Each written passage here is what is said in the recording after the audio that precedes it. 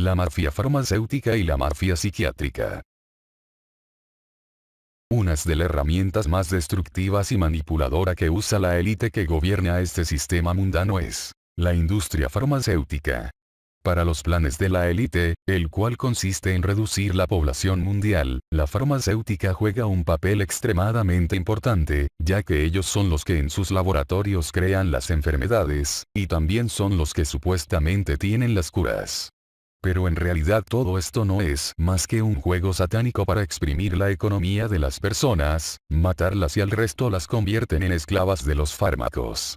Pero la farmacéutica tiene otro aliado atroz, la psiquiatría, otra mafia que anda de la mano con la farmacéutica, y es la encargada de mantener drogada a la mayor parte de la población posible. Aquí tenemos varios cortos videos que pone al descubierto esa mafia corrupta.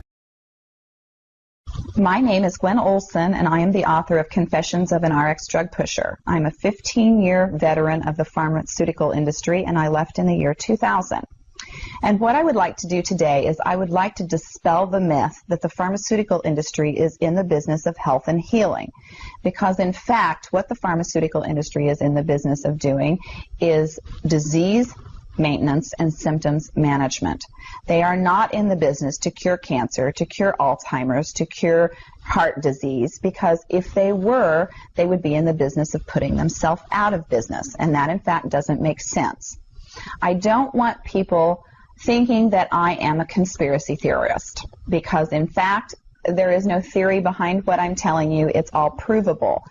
And what I'm saying is provable is that the pharmaceutical industry doesn't want to cure people. You need to understand, specifically when we're talking about psychiatric drugs in particular, that these are drugs that encourage people to remain customers of the pharmaceutical industry. In fact, you will be told if you're given a drug such as an anxiolytic or an antidepressant or an antipsychotic drug that you may be on the drug for the rest of your life. And very frequently people find that they are on the drugs for a very long period of time, if not permanently, because they're almost impossible to get off of. Some of them can have very serious withdrawal symptoms, and most of them can have extremely serious withdrawal symptoms if they're stopped cold turkey, but some people even experience withdrawal symptoms when they try to titrate or they try to eliminate the drug little by little, day after day. So it's really important to understand the motivation behind all of the current maintenance drugs that are on the market, even, for example, drugs such as cholesterol-lowering drugs. And what we are in fact finding now is that cholesterol drugs are lowering cholesterol excessively and causing other disease states as a consequence. So you need to be careful about trying to take drugs in order to remain healthy, because you're never going to have anyone come to you and tell you that the drugs are always tried against a placebo in clinical trials. What a placebo is a sugar pill. And in fact, many drugs are not found to be much more efficacious than the sugar pill. And in a case in point actually is the recent clinical trials that were released in the meta-analysis that came out of the UK on antidepressants, on the newer SSRI, selective serotonin reuptake inhibitor antidepressants. And what was found was the information that activists and other researchers have known for decades, was that antidepressants are no more effective than placebo, no more effective than sugar pills. But yet there are over 44 million people that have been taking these antidepressants, and a large number of them people that have mild to moderate depressive episodes. In fact, they prove that the antidepressants were not effective in anyone with the exception of some of the most severely depressed patients. And I can tell you from personal experience that there are a number of things that depressed patients can do to improve their mental status aside from drugs that are quite effective and in fact more effective than placebo. Another recent study that was released showed that exercise was in fact more effective than either placebo or the antidepressant drug that they were compared to. But just like Bill Maher said in his show, you know, we're never going to hear any ads on television that are sponsored by anybody saying, you know, the New England Journal just announced that exercise is twice as effective as antidepressants in curing depression. Ask your doctor if getting your butt off the couch is right for you. You know, you're never going to get that kind of good information, fair, balanced information, as long as pharma is funding the major TV stations, the advertising that supports those television stations, the major journals, and all of the advertising that supports the major journals. You just have to be commonsensical people and understand that the pharmaceutical industry makes 5 to 6 times the amount of money as any of the other Fortune 500 companies in the United States of America. They are not going to easily or readily give up that income. And we are, in fact, considered a human commodity. Our loved ones, our children, our elderly are considered cash cows that are preyed upon by pharmaceutical reps such as myself, who are encouraged to go in and build market shares without thinking about the consequences to patients, without knowing the misinformation that they are distributing, without being aware that the clinical data has been contrived, or that the patient populations have been cherry-picked, or that the side effects have been minimized and reported in such a manner that it doesn't present the information correctly. I spent 15 years in this industry. I was one of the best, but I'm here to tell you that the industry has run amok, that we are at a severe crossroads in this nation, and that we have got to take our power back, and we have got to start making the pharmaceutical industry accountable for their actions and for the defective products that they're putting on the market. It won't be long before every American is affected by this disaster, and we need to be aware of what the differences are between diseases, between disorders, and between syndromes. Because if it doesn't have to be scientifically proven, if there are no tests, if there are no blood tests, CAT scans, urine tests, MRIs, if there is nothing to document that you have a disease, then you in fact do not have a disease, you have a disorder, and it has been given and has been diagnosed pretentiously, and you need to get yourself educated and understand that there are options, and those options are much more effective than drugs. You need to look into the nutritional aspects of your diet and your lifestyle aspects. Are you exercising? Are you taking care of yourself in the ways that you need to be proactive about your health? Because once you start down the road of taking one prescription drug on top of the other, you will be a lifelong customer for the pharmaceutical industry, and your choices will be truncated. So I would like to ask you to please self-educate, be proactive, and share the information with others. The next victim could be someone that you love. Thank you.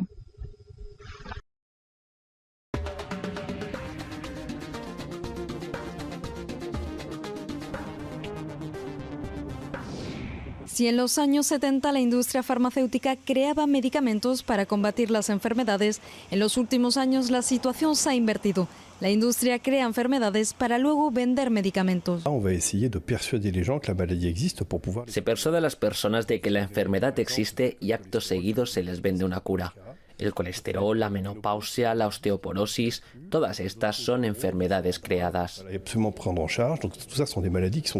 Algunos especialistas tratan de desmontar las estrategias de esta industria que consideran salvaje y de la que son cómplices médicos y autoridades de la salud. Enfermedades en venta, así es como califican y denuncian el abuso de una industria farmacéutica cuyo objetivo es transformarnos en enfermos, es decir, en consumidores de medicamentos. Como asegura esta filósofa francesa, estos medicamentos llamados blockbuster, éxitos de venta, se introducen en el mercado a través de una campaña de sensibilización. No venden directamente el medicamento, es puro marketing. Luego se invita a médicos investigadores a congresos para explicarles esta nueva enfermedad. La media de consumo de medicamentos y productos farmacéuticos es de 530 euros al año por cada ciudadano francés, una cifra que aumenta cada año más rápido que el Producto Interior Bruto del país. Se estima que un 60% de los medicamentos son inútiles. Francia consume 30 millones de euros en medicamentos, mientras que países como Inglaterra o Alemania gastan la mitad. Cada año hay 20.000 muertos por accidentes relacionados con los medicamentos y 100.000 personas hospitalizadas por la misma razón. es la gran patología del medicamento. El escándalo Mediator a principios de 2012 volvió a poner en tela de juicio las agencias de evaluación de medicamentos. El fundador de los laboratorios Servier, fabricante desde hace más de 30 años del fármaco para personas diabéticas, fue acusado de la muerte de 1.300 personas debido a sus efectos secundarios. 3 años más tarde, los afectados todavía esperan una respuesta de la justicia.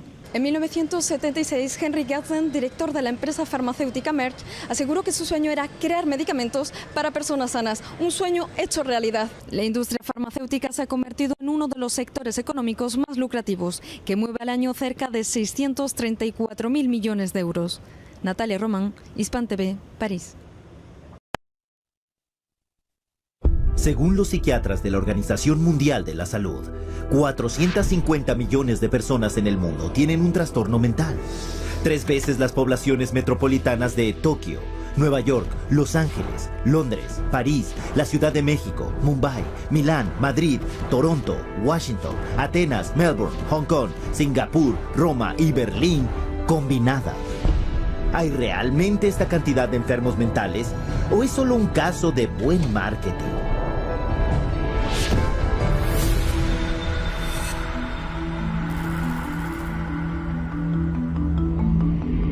A principios del 99, Estados Unidos se enfrentó a una nueva epidemia aterradora. Te sonrojas, sudas, tiemblas, te resulta difícil respirar, decían los pósters. Con el eslogan, imagina ser alérgico a la gente. La enfermedad era el trastorno de ansiedad social, TAS o SAD en inglés, y se afirmaba que afectaba al 13,3% de la población americana. Y para saber más, se instruía a los lectores a contactar con un grupo, la Coalición del Trastorno de Ansiedad Social. Lo que al público no se le dijo era que tanto la coalición como la campaña las había creado una agencia de relaciones públicas y era financiada por una empresa farmacéutica. Más tarde ese año, con la campaña haciendo consciente a millones de personas conscientes de este mal, previamente desconocido, el Paxil se convirtió en la primera droga aprobada por la FDA para el trastorno de ansiedad social. Psiquiatras como Jack Gorman, de la Universidad de Columbia, y Murray Stein, de la Universidad de California en San Diego, firmaron como los líderes para la campaña de Paxil. Y en 3 años, Paxil se disparó desde la 3ª posición en su clase a ser la primera. El director de producto de Paxil alardearía más tarde: el sueño de cada hombre de marketing es encontrar un mercado no identificado, desconocido y desarrollarlo. Eso es lo que pudimos hacer con el trastorno de ansiedad social. La competición del Paxil se fijó en esto. Ese mismo año, Pfizer consiguió la aprobación de la FDA para vender su antidepresivo Zoloft para el tratamiento del trastorno del estrés postraumático. Contrataron también una firma de relaciones públicas para crear su propio grupo de líderes psiquiátricos y les pagaron para difundir sus noticias sobre el trastorno. Esta campaña afirmaría que 1 de cada 13 personas desarrollaba este trastorno en su vida. Y esto incluía a quien viera un acto de violencia, un desastre natural o un evento angustioso. Y como con Paxil, las ventas del Zoloft subieron por las nubes. For the psychiatric drugs, the goal is to have as many people on them as possible. So the way to do that is to convince normal people that they have some defect or mental disease or condition that requires treatment. So I mean that's the way they do it. They hire these big marketing companies that come up with these campaigns. We're going to tell you about your disease so that you can lead a happier, healthier life. Oh, and by the way, we have a drug too that helps to treat this disease. Esta práctica de vender la enfermedad se conoce como la compraventa de la enfermedad, una expresión que definió el periodista Lynn Payer como intentar convencer a gente que está esencialmente bien de que están enfermos, o gente ligeramente enferma de que están muy enfermos. En Madison Avenue, la compraventa de la enfermedad se logra con una estrategia de clasificar la condición, donde la enfermedad mental se vende igual que los coches, la cerveza o el detergente de ropa.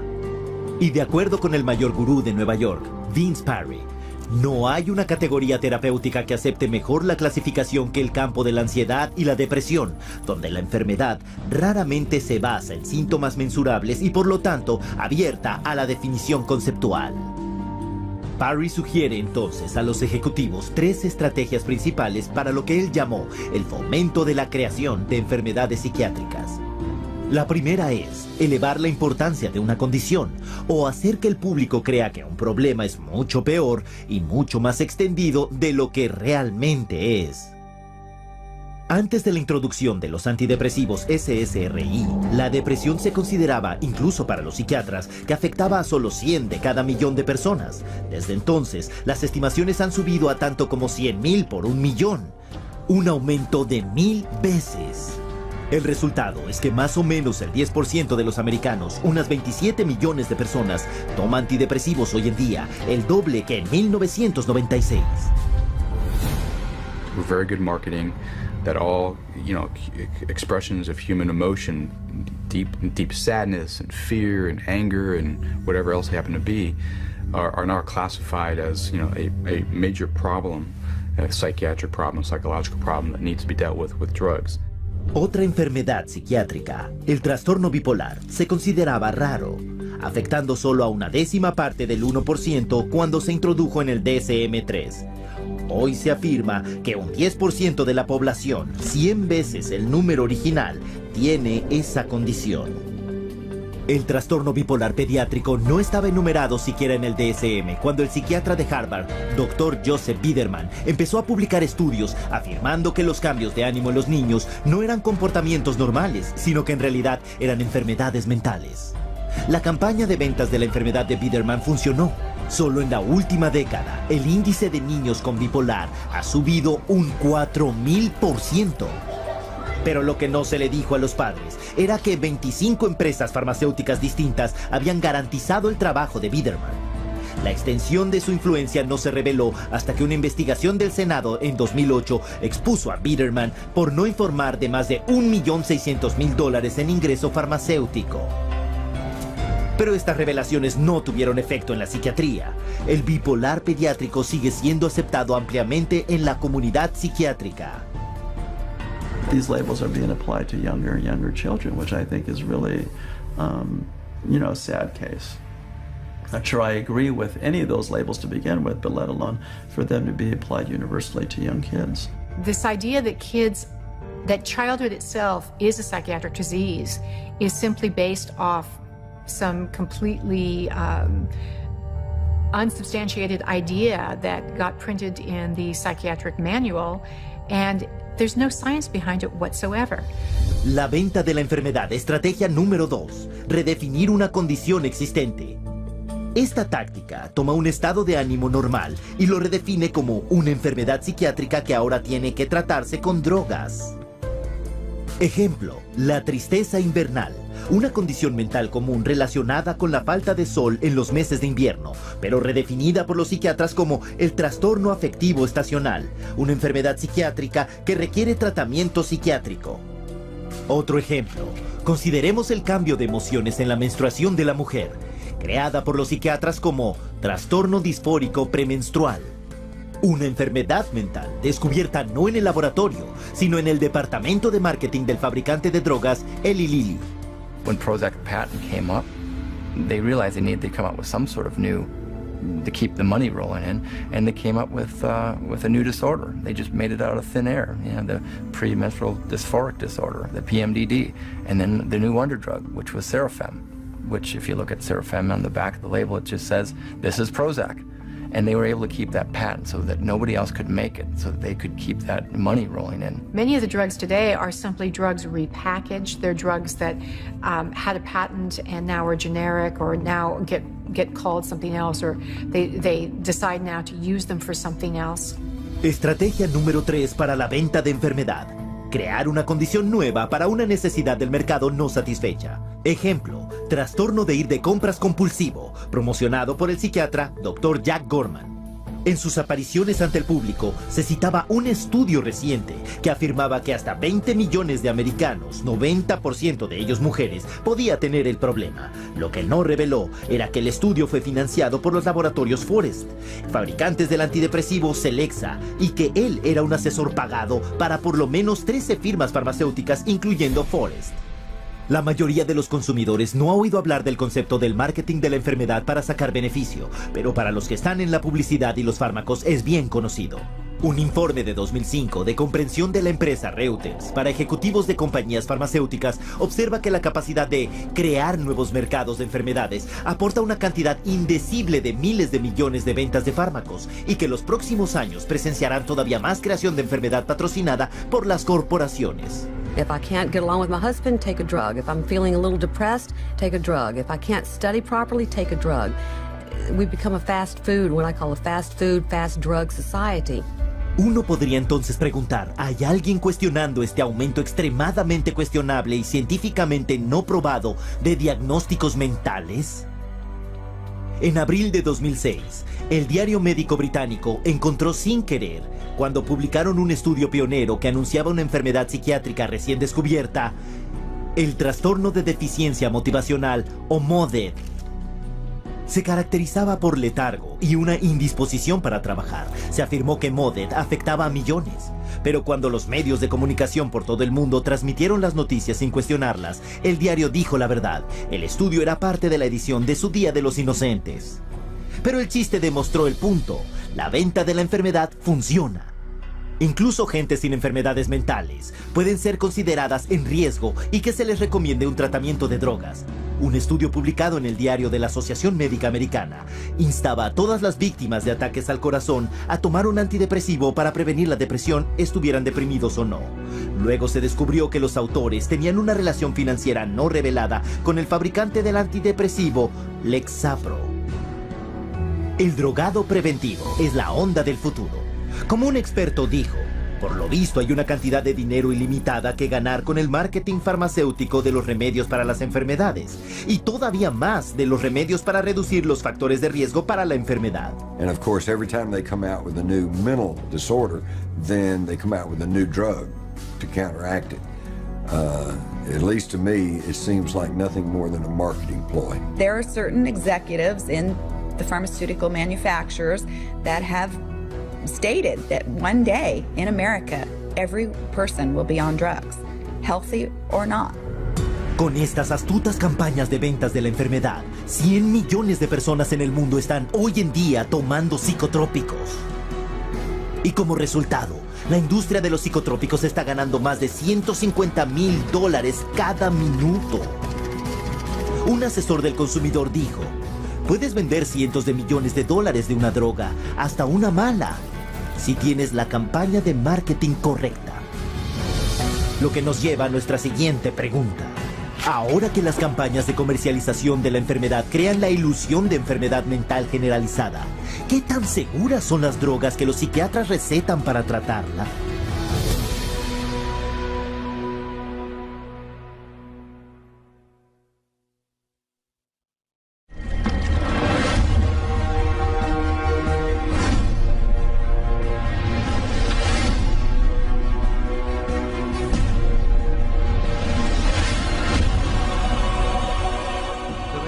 Authorities tell a mother, as you already heard, that her son is sick and needs to be on drugs. How in the world is she to know that that is simply a lie?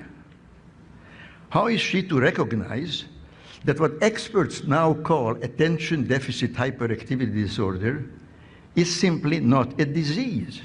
Now, such a mother is not an expert in the history of psychiatry. She does not know that psychiatrists have, for hundreds of years, used diagnostic terms, so-called diagnostic terms, to stigmatize and control people. I will only give you a few dramatic examples. When black slaves in the South ran away to freedom, it wasn't that they wanted to be free. They suffered from a disease called drapetomania. From drapetes, runaway slave, and mania. I'm not making this up. This was a legitimate diagnosis, just like attention deficit disorder is. Women, half the population of mankind, of course, if they were foolish enough to rebel against domination by men, well, then they had a serious disease called hysteria, which was due to their wandering womb. Now, none of those behaviors was ever a disease, and of course it's not a disease. But nor is attention deficit disorder a disease. No behavior or misbehavior is a disease or can be a disease. That's not what diseases are. So it doesn't matter how a child behaves. There is nothing to examine. If he's sick, then there must be some objective science to it, which can be diagnosed by physicians and objective tests. So as soon as you go to a doctor, they take a lot of blood and take x-rays. They don't want to hear how you behave. When I went to medical school 60 years ago, there were only a handful of mental diseases. I think there were no more than 6 or 7. Now there are more than 300. And new ones are, quotes, discovered every day. Labeling a child as mentally ill is stigmatization, not diagnosis. Giving a child a psychiatric drug is poisoning, not treatment. I have long maintained that the child psychiatrist is one of the most dangerous enemies, not only of children, but of adults, of all of us who care to the most precious and most vulnerable things in life. And those two things are children and liberty. Now I ask again, how can parents protect their children from the therapeutic state, that is, from the alliance of government and psychiatry?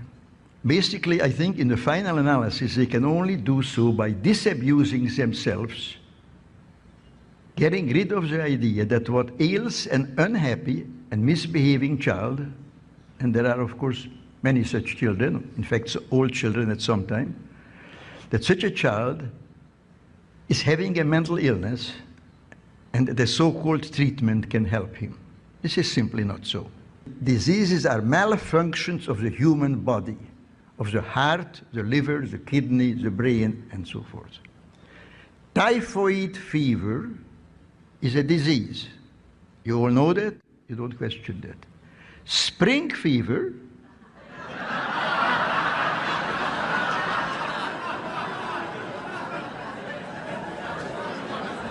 all you have to know is English. Spring fever is not a disease. Now, why not? Because we all know that it's a figure of speech, a metaphor, a little piece of poetry. Now, so are all mental diseases. Mental disease is a metaphor. The task we set ourselves to combat psychiatric coercion is important. I think it's important. You all think it's important. Not enough people think it's important. It's a noble task, a task in the pursuit of which we must, regardless of obstacles, persevere. Our conscience commands that we do no less.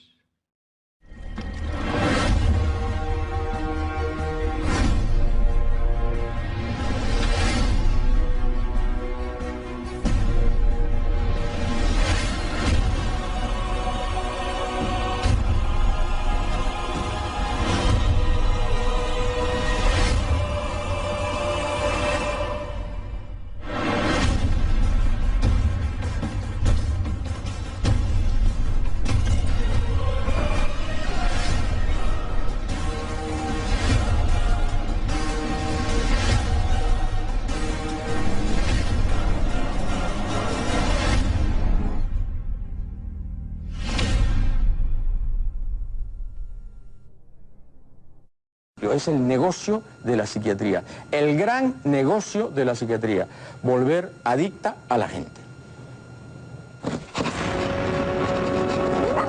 I was diagnosed with a chemical imbalance, manic depression. They diagnosed me with having ADD. They told me I had conduct disorder. ADHD. Mild depression. Major depression. Depressive. Borderline personality disorder. Social anxiety. Depression and schizophrenia. Depression. Sleep disorder. Identity problem disorder. There's no such thing as mental disorder. A mental disorder is whatever someone says it is, and if the person saying this is a mental disorder has enough power and influence, then people believe, oh, that's a mental disorder. But you can't have power or influence without credibility. So psychiatry manufactures its own. It's based on a grab bag of checklists for disorders that are published in a book called the DSM, which is the diagnostic and statistical manual. There are no statistics in this book, by the way. That just makes it sound more scientific. They create this cluster of disease, and they get together and they vote. Is this a disease? All in favor, say aye. It's marketed as a scientifically based document. Now, the American Psychiatric Association, which publishes the DSM, do a lot of work to create an aura of scientific precision around the DSM, but it's not scientifically based. Since the first edition of the DSM, the number of mental disorders voted into psychiatry's diagnostic manual has grown to 374. And with each new disorder, psychiatrists create yet another way to defraud the public. If you have 27 ways to bill in the DSM, that's 27 ways to bill. If you have 300, that's 300 ways to bill. So you can pretty much find anyone walking on the street that could fit into a DSM somehow. When you build insurance companies, you can't say the word. You've got to say a number. And they have numbers for the most ridiculous things. You know, like arguing with your mother or peeing in the bed. Adolescent rebellion disorder is an official psychiatric diagnosis. Arithmetic learning disorder is an official psychiatric diagnosis. General anxiety disorder is a recent diagnosis. For each one, there is a 5-digit code with a decimal point. Now, the implication of that is if I have illness 403.16, that's different in some important and scientifically proven way from someone who has 403.17. And nothing could be further from the truth. Incredibly enough, while presenting the DSM to the world as scientific fact, psychiatrists freely admit its utter lack of science.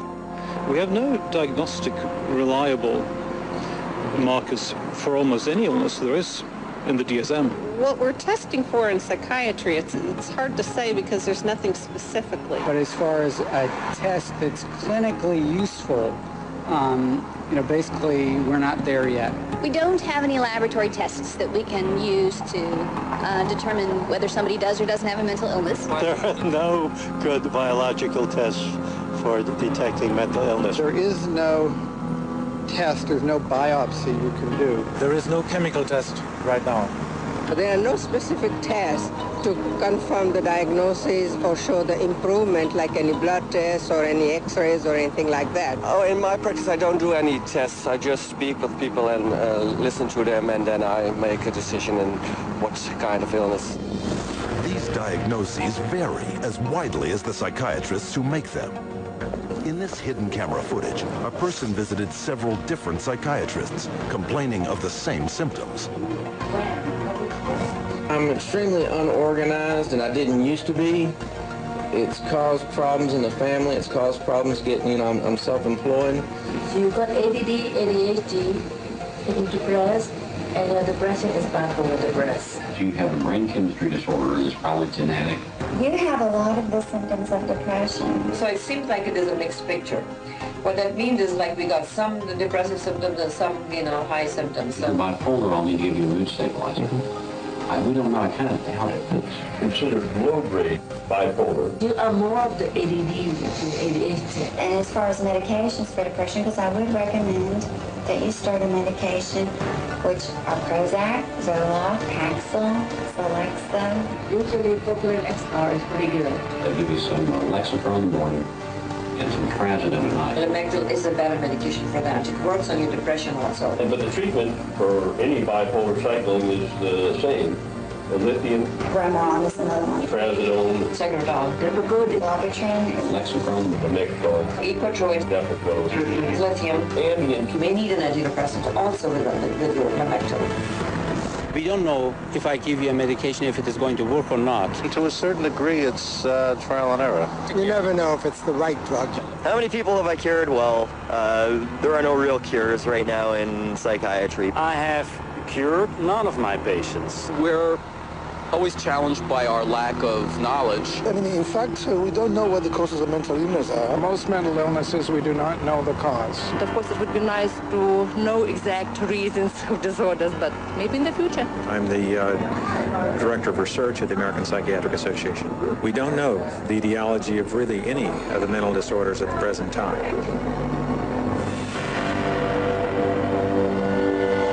DSM-5 is coming out. It's grown to 10 times its original size, and it labels everybody.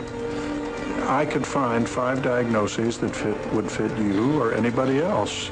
Compare this to the research methods of pathology, a real science that discovers real diseases using a wide variety of precise diagnostic tests. We do millions of laboratory tests as well as the structural examination and the microscopic examination. It's a whole series of applied scientific procedures. In the case of psychiatry, there isn't any laboratory tool that can precisely identify psychiatric disease and allow it to be classified. It's not as if there's some study of tissue or some study of the body or some study of matter. These are all categories which are made up. They're simply made up. They don't exist in nature.